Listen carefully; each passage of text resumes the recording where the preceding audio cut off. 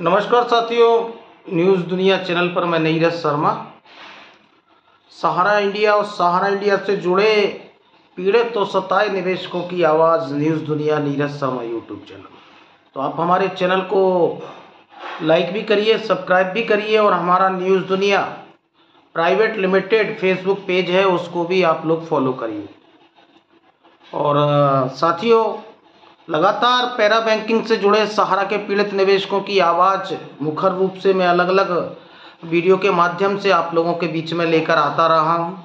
और लगातार न्यूज़ दुनिया चैनल ने सहारा के पीड़ित जमाकर्ताओं को उनकी भुगतान की परेशानियों को लगातार उजागर करने का काम किया है और उनकी परेशानियों को लगातार सरकार तक, इस देश के मीडिया तक, इस देश के सम्मानित सुप्रीम कोर्ट तक और इस देश में जो सहारा प्रबंधन है उन तक पहुंचाने का प्रयास किया है। इसके लिए बखूबी कई लोगों ने हमको धमकियां दी और लगातार धमकियां दी भी जा रही हैं। कल भी मेरे लाइव में मैं जुड़ा था तो मुझे कई लोग धमकियां देते दिख रहे थे और मुझ पर अभद्र भाषा का भी प्रयोग कर रहे थे, लेकिन इन सब चीज़ों को नकारते हुए लगातार सहारा और सहारा के आम निवेशकों की आवाज़ को हमने बखूबी आगे बढ़ाने का प्रयास किया है। सहारा का जमाकर्ता आज परेशान है। सहारा के चार्टकार और मैनेजमेंट से जुड़े लोग आज 3, 4 और 5 तारीख की सुनवाई के बाद में वो ये कहते दिखे कि ऑफिसों से भुगतान होगा, लेकिन ऑफिसों से भुगतान होगा और ऑफिसों खोलने के लिए किसने मना किया है। लेकिन आज मैं पैरा बैंकिंग की तो बात करता ही हूँ, उसके साथ मैं अन्य चीज़ों की भी बात करने वाला हूँ जो सहारा इंडिया से जुड़ी हुई है।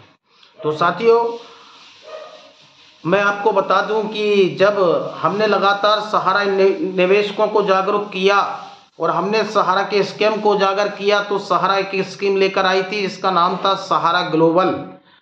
आज न्यूज़ दुनिया चैनल ने और संयुक्त ऑल इंडिया जन आंदोलन संघर्ष न्याय मोर्चा ने लोगों को जागरूक किया और कहा कि आप सहारा की इस नई स्कीम में निवेश ना करें, लेकिन लोगों ने हमारी बातों को नकारा, हमारी बातों को नहीं समझा। आज वो निवेशक परेशान है और अपने भुगतान के लिए परेशान है। आज उनको पे आउट जो सहारा ग्लोबल का है वो नहीं मिल पा रहा और इस पोर्टल पर भी सहारा ग्लोबल का पेमेंट कैसे मिलेगा उस पर कोई भी जानकारियां नहीं है। तो मैं सहारा इंडिया और मूर्खदानी लोगों से पूछना चाहता हूं जो कहते हैं कि ऑफिसों से भुगतान होगा, ऑफिस खुलकर भुगतान होगा, तो ग्लोबल का पे आउट देने में किस पोर्टल की आप लोगों को जरूरत पड़ रही है? पहली चीज ये। दूसरी चीज जिस पर मैं चर्चा करने वाला हूं, सहारा ग्लोबल का पे आउट क्यों नहीं मिलना, आज कौन से पोर्टल की जरूरत है और किस सरकार और सुप्रीम कोर्ट के आदेश की जरूरत है कि सहारा ग्लोबल का पे आउट निवेशकों को सहारा इंडिया वापस नहीं कर पा रही। दूसरा मैं चर्चा करने वाला हूं एक सहारा इंडिया से ही जुड़े और सहारा इंडिया को ही पाक साफ कहने वाले सहारा इंडिया के मैनेजमेंट से जुड़े लोग आज परेशान है। और सहारा इंडिया एक नई स्कीम लेकर आई थी जिसका नाम है सहारा ई स्कूटी रेंटल। सहारा ई स्कूटी रेंटल जिसका मूर्खदानी लोग बखूबी उसको जो है बढ़ा चढ़ाकर आगे बढ़ाने का काम करते थे और ये स्कूटी रेंटल में काम करने के लिए सहारा मैनेजमेंट से जुड़े लोग लगातार जूम ऐप के माध्यम से लोगों को जो है जागरूक करते नजर आते थे कि आपका रोजगार बंद हो गया, आप स्कूटी रेंटल में काम करें। तो एक वीडियो अभी मैंने मेरे सहारा निवेशक मोर्चा फेसबुक मेरा जो ग्रुप है उस पर डाला है, मेरा नीरज शर्मा फेसबुक है उस पर डाला है, जिसमें सहारा इंडिया से जुड़ी हर जानकारी आपको मिलेगी।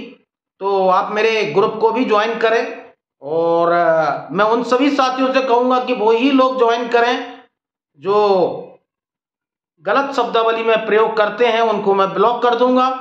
लेकिन अच्छी शब्दावली में अगर वो बात रखना पसंद करते हैं तो मैं स्वागत करूंगा, चाहे वो हमारे पक्ष के हों अथवा विरोधी हों।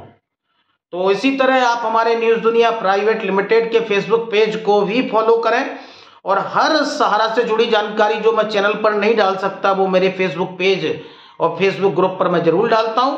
तो एक सहारा से जुड़े मैनेजमेंट से जुड़े लोग आज सहारा ई स्कूटी रेंटल में किस तरह परेशान है और सहारा के ही मैनेजमेंट के लोग जूम ऐप के माध्यम से इनके जोनल मैनेजर और इनके अधिकारी इस रेंटल स्कीम में काम करने के लिए लोगों को प्रेरित करते थे।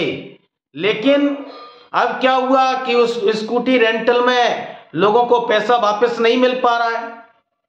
आज लोग परेशान हैं और एक अधिकारी का वीडियो मैंने डाला है, सहारा इंडिया से जुड़े वो जो है लोग हैं और वो अपने टी शर्ट पहने हुए हैं जिस तरह मैं पहने हुआ हूं और वो स्कूटी रेंटल का लोगो बताते नजर आ रहे हैं और वो ये कहते नजर आ रहे हैं कि सहारा प्रणाम। इस लोगो को याद रखिए जो स्कूटी रेंटल का लोगो है। और अब मैं कहना चाहता हूं कि लोग परेशान हैं, हमारे घर तक आ रहे हैं और हमारे घर तक आ रहे हैं और हमने 10-10 लाख रुपए का निवेश स्कूटी रेंटल में किया। आज निवेशक भी अपनी परेशानियों का इजहार करते हुए इस वीडियो में दिख रहा है। लेकिन स्कूटी रेंटल के सीईओ आदित्य बनर्जी, आशीष गुप्ता से वो ये कहते दिख रहे हैं कि हमें हमारा पैसा कब मिलेगा। तो आज सहारा मैनेजमेंट को बताने की जरूरत है और वो जो उसके सीईओ हैं आदित्य बनर्जी और आशीष गुप्ता, क्योंकि सहारा प्रबंधन उन पर दोष मढ़ रही है जो उनके सीईओ हैं स्कूटी रेंटल के आदित्य बनर्जी और उससे जुड़े आशीष गुप्ता जी, उन पर जो है दोष मढ़ रही है और ये सहारा प्रबंधन पर दोष मढ़ रहा है, जिसकी भी गलती है। लेकिन पिस एक आम निवेशक ही रहा है जिसने अपना पैसा निवेश करवाया और उसको स्कूटी रेंटल में भी पैसा वापस नहीं मिलना।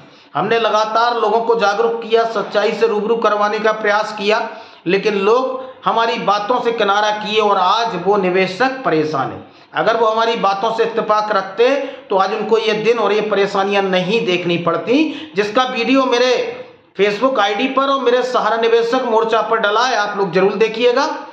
और दूसरा एक और वीडियो मेरा सहारा निवेशक न्यूज दुनिया प्राइवेट लिमिटेड मेरा जो फेसबुक पेज है उस पर भी आने वाला है और वो वीडियो है नोएडा सेक्टर में जो सहारा इंडिया मीडिया में काम करने वाले जो निवेशक हैं जिन्होंने सालों साल मीडिया में काम किया, उनको उनके रिटायरमेंट के बाद में उनके पीएफ का पैसा, उनके सैलरी का पैसा उनको नहीं मिल पा रहा। तो आज मीडिया के लोग भी सड़कों पे आकर बैनर पोस्टर लेकर, तख्तियां लेकर आज आंदोलन कर रहे हैं। तो ऐसा कोई सगा नहीं जिसको सहारा ने ठगा नहीं। तो साथियों, वो भी आप वीडियो मेरे न्यूज दुनिया प्राइवेट लिमिटेड फेसबुक पेज पर देख सकते हैं, सभी ग्रुपों में भी मैं उसको शेयर करने वाला हूं। तो न केवल पैरा बैंकिंग के लोग परेशान हैं, आज ये स्कूटी रेंटल, सहारा ग्लोबल और मीडिया से जुड़े जो कर्मचारी रहे हैं उनको भी सैलरी नहीं मिल पा रही। परेशानियां बड़ी गहरी हैं, लेकिन आज इन परेशानियों से कैसे सहारा समूह और सहारा ग्रुप निकलेगा। जो लोग कहते हैं कि सहारा को ऑफिसों से भुगतान का अधिकार दिया जाए, तो ग्लोबल में किसने रोका है? मीडिया को भुगतान देने से किसने रोका है? और ई स्कूटी रेंटल में जो आपने निवेश करवाया उनके निवेशकों को पैसा क्यों नहीं मिल पा रहा? इस पर जरूर प्रतिक्रिया लेने की जरूरत है, इस पर जरूर सहारा प्रबंधन आगे आए, लेकिन लगातार देश को गुमराह करने का काम ना करें। तो साथियों, हम हर उस पीड़ित निवेशक के साथ हैं जिसका पैसा सहारा ने निवेश लिया या वो सहारा का कर्मचारी था जिसका उसके पीएफ का पैसा, उसको सैलरी उसको नहीं मिल पाई है। लेकिन ये लोग, चाहे वो मीडिया से जुड़े लोग हों, जब हम लोग दिल्ली के जंतर मंतर पर आंदोलन कर रहे थे, जब हम लोग रामलीला मैदान में आंदोलन कर रहे थे पैरा बैंकिंग के से जुड़े लोग, तो देश के सहारा इंडिया से, मीडिया से जुड़े लोग आज आंदोलनकारियों को और आंदोलन को सहयोग देने के लिए क्यों नहीं निकले? आज जब उनको अपने पेट की फिक्र हुई और अपना भुगतान की याद आई तो वो सड़कों पे आकर आंदोलन कर रहे हैं। जब सहारा इंडिया के खिलाफ में एक निवेशक भुगतान के लिए परेशान था, जब एक एजेंट भुगतान के लिए परेशान था, तो आप क्यों नहीं निकले? आपको साथ देना चाहिए था। लेकिन फिर भी आप लोगों की लड़ाई और आप लोगों की भुगतान की परेशानियों को बखूबी आंदोलनकारी आगे बढ़ा रहे हैं और आप लोगों को भी पीएफ का, आपके सैलरी का पैसा आपको मिल पाए, उसके लिए आगे बढ़ रहे हैं।